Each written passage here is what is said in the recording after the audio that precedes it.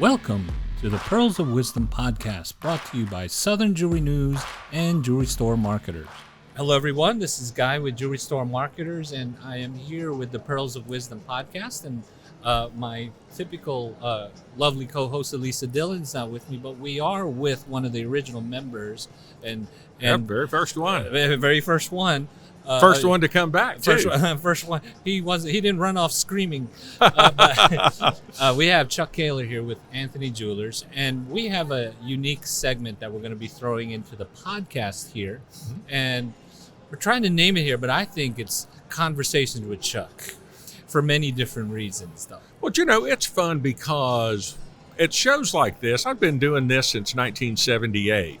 And it's kind of interesting because you run into a lot of people and I've only seen them, you see them once or twice a year or something like that, but we all know each other. And so it's kind of nice to be able to bring them in and let the rest of everybody get to know all of these other people in the industry. Right.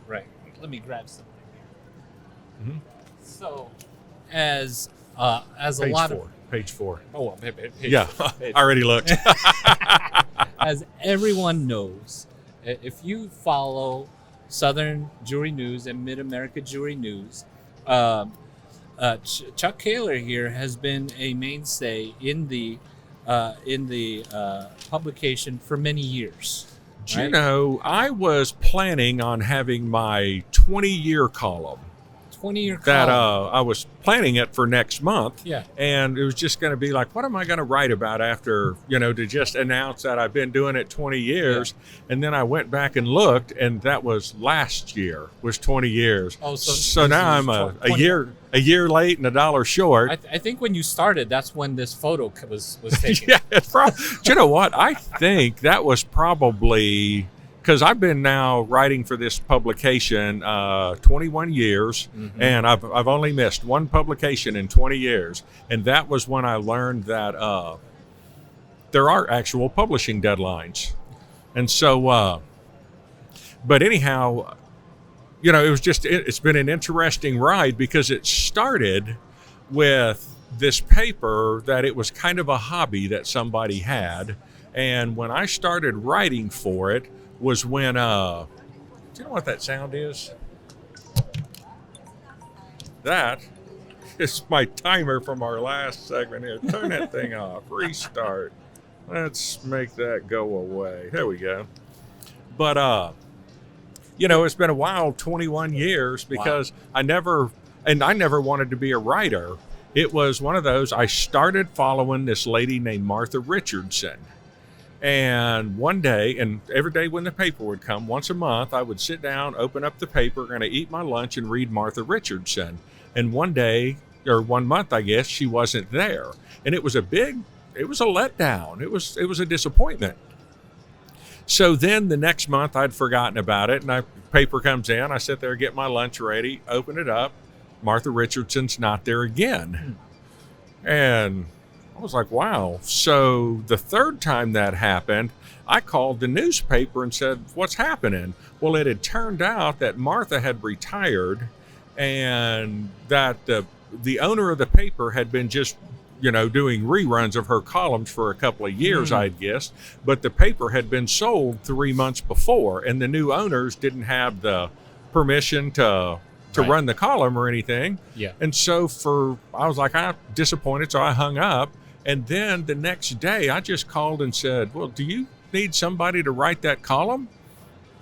And they're like, well, yeah, we're new. We don't have any writers or anything. And so 21 years later, me, Bill, Chris, and Elisa are all still together. This is the exact same team from 21 years ago. Nice. Throughout all of that time, what were some of the most memorable, stories or articles that you've written in the paper? I'll tell you what's funny is for every subject to write about, I've already written about it.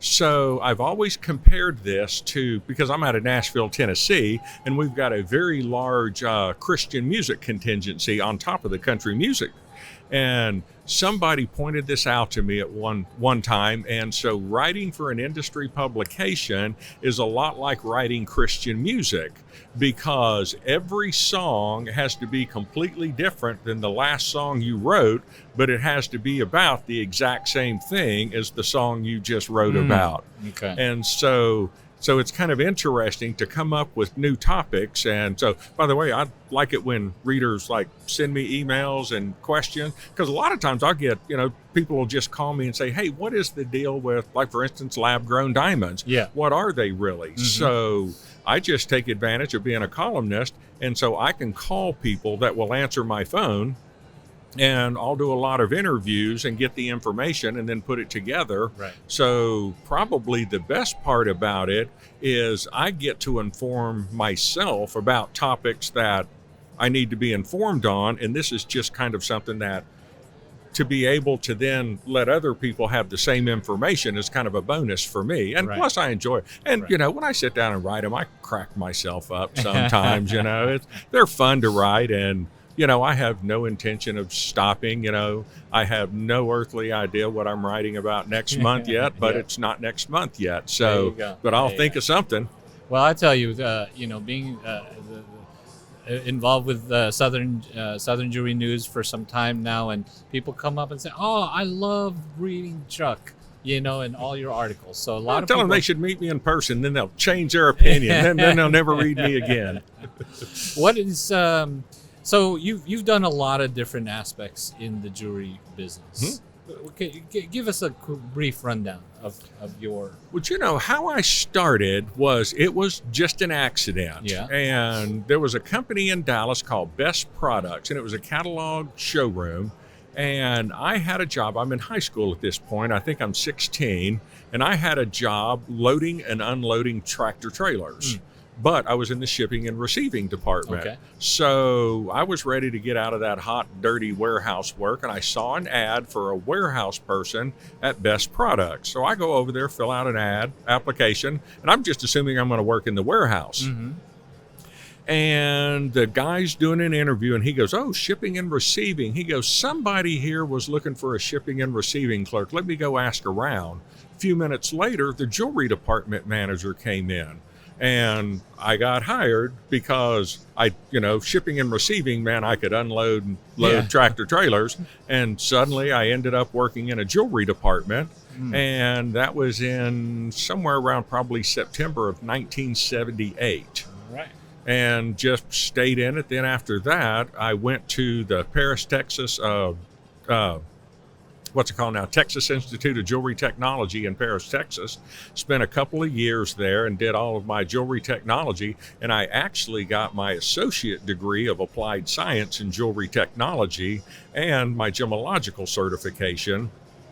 From there, I started a trade shop and worked myself through college, and then got my business degree at North Texas State.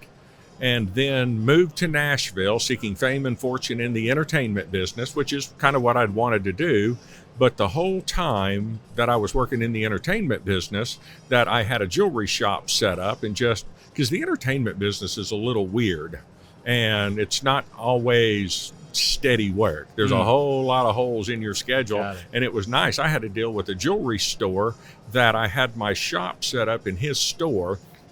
And he would use my tools and equipment to do basic stuff he needed to do, but he sent most of his work out. Mm-hmm. So if I had a hole in my schedule and wanted to make some money, I would just call him and say, "Hey, I'm going to come in," and I would get to do all of the work he would send out to a trade shop. Right. So it worked out great. And then one day, the entertainment business left me. And it was just literally just fluttered away. And I remember where I was, what I was doing, and it was over. I no longer wanted to do it.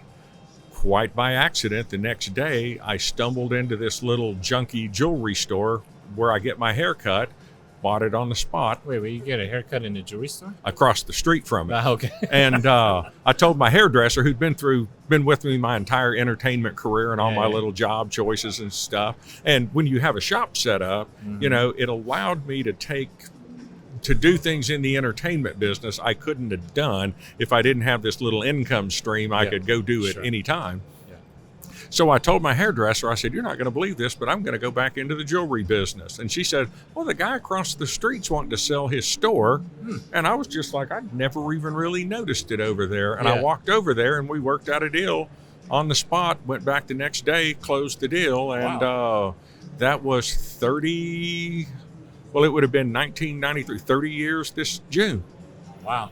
So I've owned Anthony Jewelers in Nashville, Tennessee. And everybody says, why is it called Anthony Jewelers? It's because when I bought it, that was the sign on the building, and I couldn't afford to put a new sign up. And it already had letterhead and all that sort of stuff, and I couldn't afford to change it.